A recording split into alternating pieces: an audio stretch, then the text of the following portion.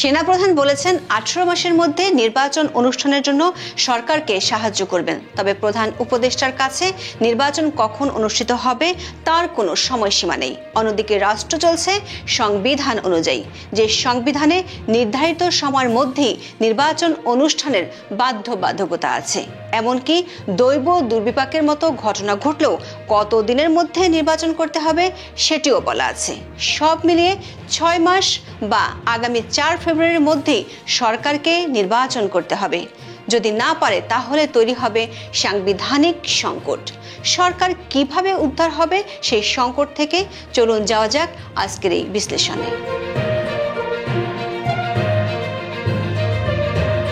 শেখ হাসিনা দেশ ছেড়ে গেছেন 5ই আগস্ট, রাষ্ট্রপতি সংসদ ভেঙে দেন 6ই আগস্ট। সাধারণভাবে আমরা বলতে পারি সংসদ ভেঙে দিলে 90 দিনের মধ্যে পরবর্তী নির্বাচন অনুষ্ঠান করতে হয়। সংবিধানের 123-এর 3-এর খ অনুচ্ছেদে এমনটি বলা আছে। সেটি হিসেব করলে আগামী 4 নভেম্বরের মধ্যে পরবর্তী 13তম জাতীয় সংসদ নির্বাচন হওয়ার কথা। কিন্তু একটি বিশেষ সংকটময় পরিস্থিতির মধ্যে ডক্টর মোহাম্মদ ইউনূসের অন্তর্বর্তী সরকার দায়িত্ব নিয়েছিল। সংবিধানে কোথাও অন্তর্বর্তী সরকারের বিধান নেই।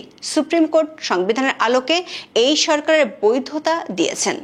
সংবিধানের 106 অনুচ্ছেদ অনুযায়ী অন্তর্বর্তী সরকার গঠনের ব্যাপারে মতামত দেয় সুপ্রিম কোর্ট। কি বলা আছে 106 নম্বরের অনুচ্ছেদে?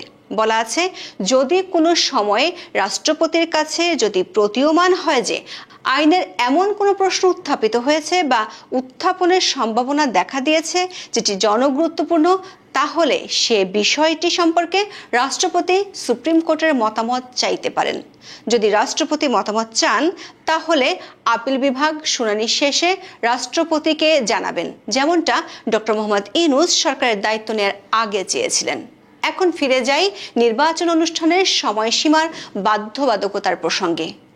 প্রথমত, সংসদ ভেঙে গেলে 90 দিনের মধ্যে নির্বাচন করতে হয়। সেটি অনুযায়ী 4 নভেম্বরের মধ্যে 13তম সংসদ নির্বাচন করার কথা, কিন্তু নানা ধরনের সংস্কার ও বর্তমান বাস্তবতায় তা সম্ভব নয়। যদি এই 90 দিনের মধ্যে সম্ভব না হয় তাহলে কি করতে হবে সেটি বলা আছে সংবিধানে। 123-এ 4 নম্বর অনুচ্ছেদ অনুযায়ী কোনো দৈব দুর্বিপাকের কারণে যদি নির্ধারিত 90 দিনের মধ্যে নির্বাচন অনুষ্ঠান সম্ভব না হয় তাহলে উক্ত মেয়াদের শেষ দিনের পরবর্তী 90 দিনের মধ্যে উক্ত নির্বাচন অনুষ্ঠান করতে হবে। অর্থাৎ অন্তর্বর্তী সরকার সংবিধান অনুযায়ী নির্বাচন অনুষ্ঠানের জন্য 4 নভেম্বরের পর আরও 90 দিন সময় পেতে পারে। সেই হিসেবে যে কোনো পরিস্থিতিতে সরকার 4 ফেব্রুয়ারির মধ্যে নির্বাচন অনুষ্ঠান করতে হবে। খেয়াল করে দেখুন, 123-এর 4 নম্বর অনুচ্ছেদে দৈব দুর্বিপাকের কথা বলা হয়েছে।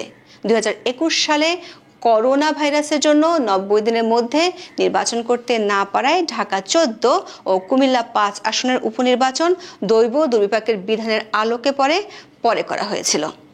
2022 সালে গাইবান্ধা উপনির্বাচনেও তেমনটি করা হয়েছিল। তার মানে সংবিধান অনুযায়ী বর্তমান অন্তর্বর্তী সরকারকে 4 ফেব্রুয়ারির মধ্যে পরবর্তী জাতীয় সংসদ নির্বাচন করতে হবে। কিন্তু আমরা এর মধ্যে জানলাম সেনাপ্রধান রয়টার্সকে বলেছেন আগামী 18 মাসের মধ্যে নির্বাচন হতে হবে, যার অর্থ হলো নির্বাচন হতে পারে সংবিধানে উল্লেখিত সময় অতিবাহিত হওয়ার 1 বছরের মধ্যে। সেক্ষেত্রে বিষয়টি সংবিধানের সুস্পষ্ট লঙ্ঘন।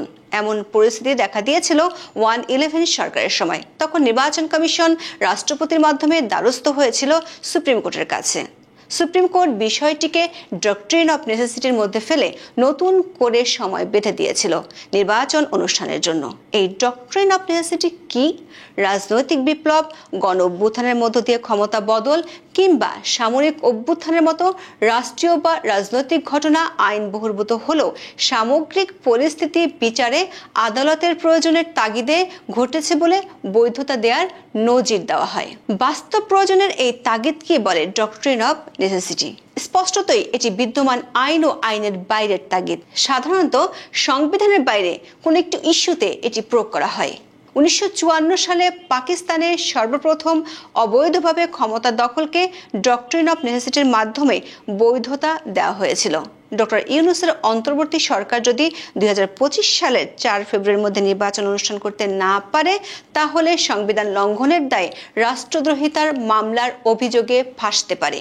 যেটি বলা আছে সংবিধানের 7ম অনুচ্ছেদের ক ও খ দ্বারায়। একে বলা হয় সাংবিধানিক প্রাধান্য। এর অর্থ হলো সংবিধান রাষ্ট্রের সর্বোচ্চ আইন। অন্য সকল আইনকে সংবিধানের সাথে সামঞ্জস্যপূর্ণ হতে হবে। এমন পরিস্থিতিতে রাষ্ট্রপতি ও সরকারের করণীয় কি হবে? এক্ষেত্রে দুটো বিকল্প হতে পারে। প্রথমটি হলো, বর্তমান পরিস্থিতিতে যদি সরকার বা নির্বাচন কমিশন আদালতে যায়, সেক্ষেত্রে আদালত 106 অনুচ্ছেদ অনুযায়ী রাষ্ট্রপতিকে মতামত দিতে পারেন এবং নতুন করে সময় নির্ধারণ করে দিতে পারেন। আগেই বলেছি, বাংলাদেশে এমনটা করার রেকর্ড আছে। দ্বিতীয়টি হলো অসামরিক ঘোষণাপত্রের আদেশ বা প্রোক্লেমেশন অর্ডার জারি করে সংবিধান স্থগিত করা। আইন বিজ্ঞানে ডি জুরো বা ডি ফ্যাক্টর এমন অনুসৃত পদ্ধতি নতুন নয়। অসংখ্য দৃষ্টান্ত রয়েছে, তবে বর্তমান সংবিধান অনুযায়ী এটি সম্ভব নয়। সেক্ষেত্রে ভবিষ্যতে সংবিধান লঙ্ঘনের দায়ে অভিযুক্ত হওয়ার আশঙ্কা বেশি, যার শাস্তি মৃত্যুদণ্ড। আর অনেকেই বলতে পারেন সরকার এক্ষেত্রে গণভোটের আয়োজন করতে পারে। সংবিধানের 5ম সংশোধনীতে গণভোটের বিধান বাতিল করা হয়েছে। এক্ষেত্রে পোস্ট ভ্যালিডিটি বা দায়মুক্তি বিধানও কার্যকর হবে না। সবশেষ বলতে পারি, প্রথমত আগামী 4 নভেম্বরের মধ্যে এবং সর্বোচ্চ 2025 সালের 4 ফেব্রুয়ারির মধ্যে যদি সরকার নির্বাচন করতে না পারে, তাহলে নির্বাচন অনুষ্ঠান নিয়ে সংকটের মধ্যে পড়তে যাচ্ছে। যদি বর্তমান সংবিধান বলবৎ থাকে, তাহলে একমাত্র সর্বোচ্চ আদালতেই সরকারকে এই সংকট থেকে উদ্ধার করতে পারে। আর অবশ্যই তাতে রাষ্ট্রপতির সায় থাকতে হবে। আজ এ পর্যন্ত। সবাই ভালো থাকুন, নিরাপদে থাকুন। দেখা হবে আগামী পর্বে। নিউজ অ্যানালাইসিস বাই কাজী রুনাতে আপনারা শুধু সংবাদ পাবেন না, সংবাদের থেকেও বেশি কিছু পাবেন। আমরা সংবাদের নির্মোহ বিশ্লেষণ করার চেষ্টা করি। ভুল আর মিথ্যা তথ্যের যখন সবখানে ছড়াছড়ি, আমরা সেখানে মুক্ত থাকার চেষ্টা করি। আমরা চেষ্টা করি আপনাদেরকে নির্ভুল খবর দেওয়ার জন্য।